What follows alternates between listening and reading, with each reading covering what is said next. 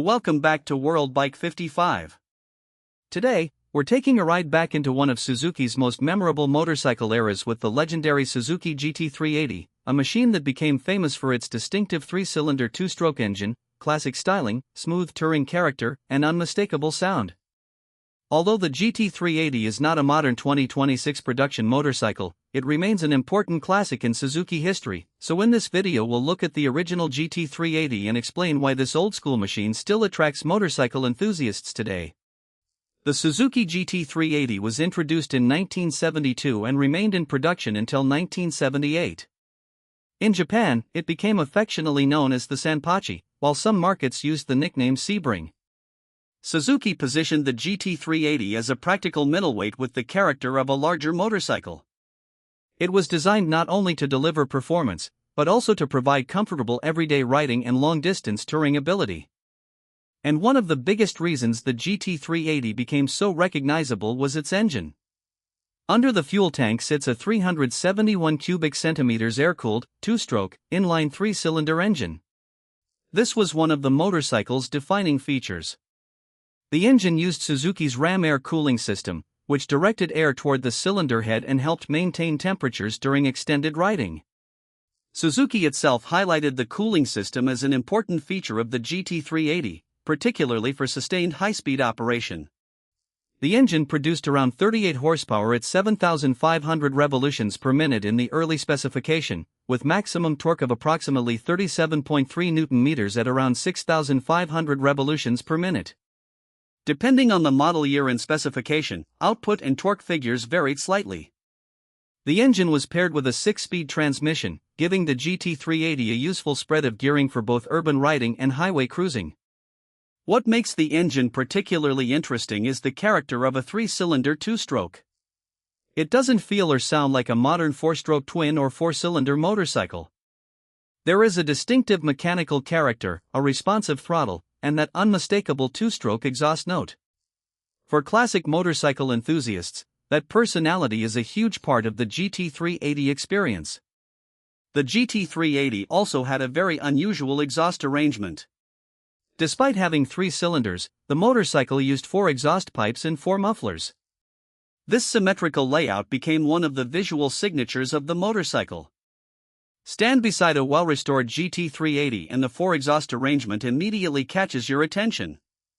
The styling is another reason this motorcycle remains popular. The GT380 has the unmistakable appearance of a 1970s Japanese motorcycle, with a long fuel tank, chrome details, round headlight, traditional instrumentation, wire spoke wheels, and a large comfortable seat. Instead of trying to look futuristic, the GT380 proudly represents the design language of its era. The fuel tank is another practical feature. Early specifications list a capacity of around 15 liters. Suzuki combined that relatively large tank with reasonable fuel economy for its time, making the GT380 suitable for longer journeys. Suzuki's historical information cites approximately 35 km per liter at a steady 60 km per hour under its test conditions. Of course, real-world economy varies depending on condition, riding style, tuning, and maintenance. The motorcycle's dimensions also give it a substantial presence. Early versions measured approximately 2,090 mm in length, with a wheelbase of around 1,380 mm. Dry weight was around 183 kg for some early versions, although later models differed. The combination of a relatively long wheelbase and substantial bodywork helped give the GT380 a stable and planted feeling during normal touring. One particularly interesting aspect of the GT380 story is that Suzuki offered different braking configurations during its production. The earliest version used drum brakes, while a revised version introduced a front hydraulic disc brake. This was an important improvement because disc brakes offered more consistent braking performance than the earlier drum arrangement, particularly in dry conditions. The suspension was conventional by modern standards, using telescopic forks at the front and twin rear shocks. Today, modern motorcycles use sophisticated suspension systems with electronically controlled damping and advanced chassis technology, but the GT380 was engineered according to the standards of the 1970s. For relaxed riding and touring, its setup could provide a comfortable experience, although riders should remember that a classic motorcycle does not have the braking, suspension, tire, or electronic safety technology found on modern machines. That brings us to performance. The GT380 was not designed as an extreme superbike. Its real strength was its balance between performance, comfort, practicality, and distinctive engine character. With around 38 horsepower, the GT380 had enough performance to feel lively without being an intimidating large displacement machine.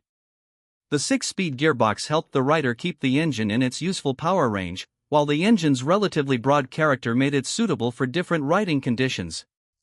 The 6th gear was particularly useful as a cruising gear. Historical road tests described the GT380 as predictable and comfortable at touring speeds, while also noting that the chassis had limitations when pushed aggressively. That is an important point when evaluating a classic motorcycle today. The GT380 can be enjoyable, but it should be appreciated as a product of its time rather than judged against a modern sport bike. Acceleration is where the 3-cylinder 2-stroke character becomes especially interesting. Twist the throttle and the engine responds with a distinctive surge accompanied by the classic 2-stroke sound.